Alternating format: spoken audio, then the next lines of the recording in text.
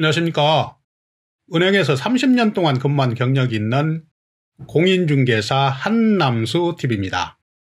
이번 강의는 제 부동산 채널 178번째 강의입니다.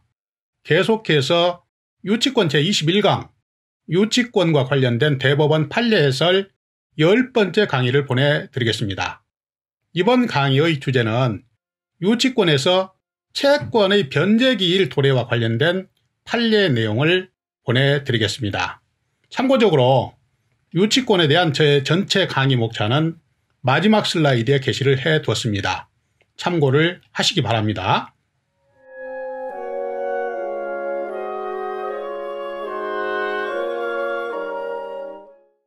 이번 강의의 주제는 건축공사 수급인의 점유는 경매 개시결정 기입등기 이전부터 시작이 됐습니다. 그러니까 압류 이전부터 공사는 시작이 됐는데 실제로 공사는 압류 이후에 끝났어요. 공사가 끝나면서 공사대금 채권의 변제기가 도래됐다는 얘기죠. 이렇게 공사대금 채권의 변제기가 도래되는 시점에서 유치권이 성립이 되는 것입니다. 이럴 경우에 압류 이후에 성립된 유치권으로 매수자, 낙찰자에게 대항할 수 있는지에 대해서 대법원 판례를 통해서 다음과 같은 목차로 해답을 드리겠습니다. 첫 번째는 판결 핵심을 Q&A 형식으로 정리를 해드리고, 두 번째는 판결 요지를 보시고, 세 번째는 이 판결이 주는 시사점에 대해서 자세하게 안내를 해드리겠습니다. 이제 본론 설명을 드리겠습니다. 이번 강의의 주제와 관련된 대법원 판례를 다음과 같이 Q&A 형식으로 일단 핵심 정리를 해드리겠습니다. 일단 질문을 보시면 건축공사 수급인이 경매 개시결정 기입등기 압류 이전에 점유를 시작했으나 실제로 압류 이후에 공사가 완공됨으로써 그때 공사대금 채권의 변제기가 도래되고 그때 유치권이 성립이 됐습니다. 이렇게 유치권이 성립이 되긴 했는데 성립 시점이 경매 개시결정 기입등기 이후, 그러니까 압류 이후에 성립된 유치권으로 매수인, 낙찰자에게 대항할 수 있는지에 대해서 대법원 판례를 통해서 다음과 같이 해답을 찾아보겠습니다. 대법원 판례의 내용을 보시면 경매 개시결정 기입등기, 그러니까 압류 이전에 점유를 시작했다 하더라도 압류 이후에 공사가 완공되고 그에 따라서 공사대금 채권의 변제기가 도래되면서 유치권이 성립이 됐다면 그 압류 이후에 성립된 유치권은 압류의 처분 금지효에 저촉되기 때문에 매수인에게 대항할 수 없다. 이렇게 대법원은 판결을 하고 있습니다. 그 이유에 대해서는 다음 슬라이드에서 계속해서 살펴보도록 하겠습니다. 이제 판결 요지를 보겠습니다. 민법 제320조에 나와 있는 유치권의 내용을 먼저 설명을 하고 있습니다. 유치권의 내용을 보시면 유치권은 목적물을 점유하고 물건과 채권의 결연성이 있고 또 채권이 변제기가 도래한 경우에 비로소 유치권이 성립된다고 민법 제320조에 명시를 하고 있습니다.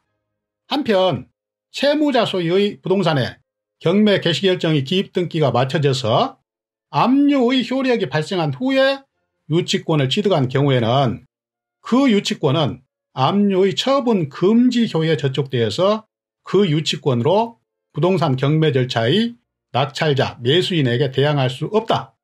이렇게 대법원은 판시를 하고 있습니다. 계속해서 판결 요지를 이어갑니다.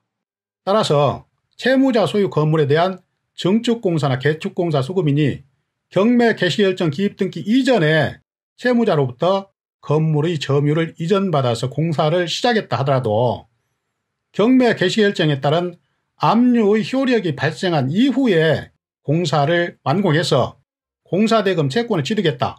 다시 말해서 채권의 변제기가 도래하면서 그때 비로소 유치권의 성립 요건이 모두 갖추어져서 유치권이 성립한 경우에는 그 유치권은 경매 개시결정에 따른 압류의 처분 금지효에 저촉이 되기 때문에 그 유치권으로 매수자, 낙찰자에게 대항할 수 없다. 이것이 대법원 판례의 내용입니다. 도표를 통해서 알기 쉽게 다시 한번 정리를 하면 공사가 일단 시작이 되면서 점유가 개시가 됐습니다. 그 이후에 경매 개시결정 기입 등기가 됐어요. 다시 말해서 압류의 효력이 발생을 했다는 얘기죠. 그리고 압류의 효력이 발생한 이후에 공사가 끝나고 그때 유치권이 성립이 됐어요. 공사가 끝나면서 채권의 변제기일이 도래되면서 유치권이 성립이 됐다. 먼저 점유가 시작이 되고 그 다음에 채권의 변제기가 도래되면서 유치권의 성립 요건이 모두 충족이 되면서 유치권이 성립이 됐어요. 그런데 이 시점은 경매 개시결정 기입 등기, 그러니까 압류의 효력이 발생한 이후에 유치권이 성립됐기 때문에 이 유치권으로 매수인에게 대항할 수 없다는 것입니다. 다음은 세 번째로 이번 판결이 주는 시사점을 말씀드리겠습니다.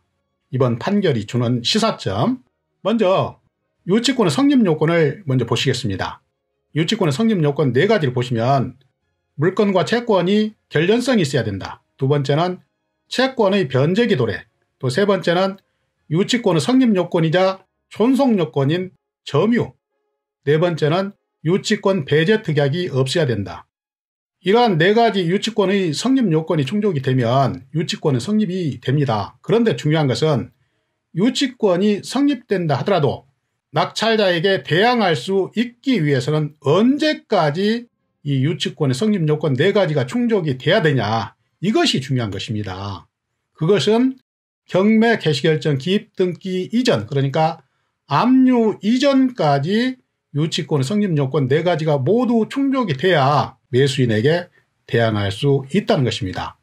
물론 경매 개시결정 기입 등기 이후, 그러니까 압류 이후에 이 요건이 충족되더라도 유치권 자체는 성립이 됩니다. 그렇지만 그 유치권으로 경매 절차의 낙찰자나 매수인에게 대항할 수 없다는 것이에요. 반드시 매수인에게 대항할 수 있기 위해서는 이러한 유치권 성립 요건이 경매 개시결정 기입 등기, 그러니까 압류 이전까지는 모두 충족이 돼야 낙찰자나 매수인에게 대항할 수 있다는 것입니다. 요약해서 말씀을 드리면 유치권의 성립 요건 모두가 압류 이전에 이루어져야 유치권자는 매수인에게 대항할 수 있다는 것입니다. 이것이 이번 강의의 주제와 관련된 판결의 핵심적인 내용입니다. 경매 개시결정 기입 등기 이전에 유치권의 성립 요건인 4가지 성립 요건이 모두 충족이 돼야 매수자에게 대항할 수 있다. 그렇게 잘 알고 계시기 바랍니다. 시청자 여러분, 지금까지 유치권 제21강 유치권과 관련된 대법원 판례 해설 10번째 강의였습니다. 이번 강의에서는 경매 개시결정, 그러니까 압류 후에 공사가 완료되면서 채권의 변제기가 도래되고 그때 유치권이 성립이 됐다. 이럴 경우에 이 유치권은 압류의 처분 금지효에 저촉이 되기 때문에 그 유치권 가지고 매수인에게 대항할 수 없다는 것을 판례로 살펴봤습니다. 계속해서 저는 다음 유치권 제22강에서도 유치권에 대한 판례를 해설해 드리겠습니다. 저는 계속해서 부동산 관련 강의, 그러니까 유치권, 법정지상권, 임대차 보호법, 권리분석 및 배당 사례, 부동산 금융 등의 주제로 알차게 강의를 준비해서 계속 여러분을 찾아뵙겠습니다. 항상 건강하시고 다음 강의에서 또 뵙겠습니다. 안녕히 계십시오.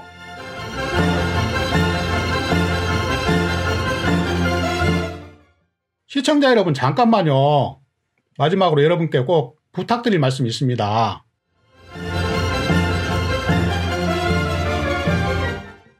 이번 슬라이드는 제가 지금까지 계속해서 강의를 해드린 유치권 이론 강의 목차입니다. 참고를 하시기 바랍니다. 대법원 판례 해설 강의 목차입니다.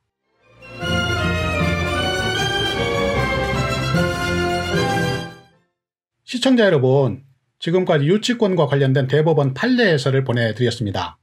지금까지 제 강의가 여러분께 조금이라도 도움이 되셨다고 생각되시면 구독 버튼과 좋아요 버튼 잘 부탁드리겠습니다. 이 구독과 좋아요 버튼은 강의를 하는 저에게 힘의 큰 원천입니다. 마지막으로 여러분께 잘 부탁드리겠습니다. 화이팅입니다.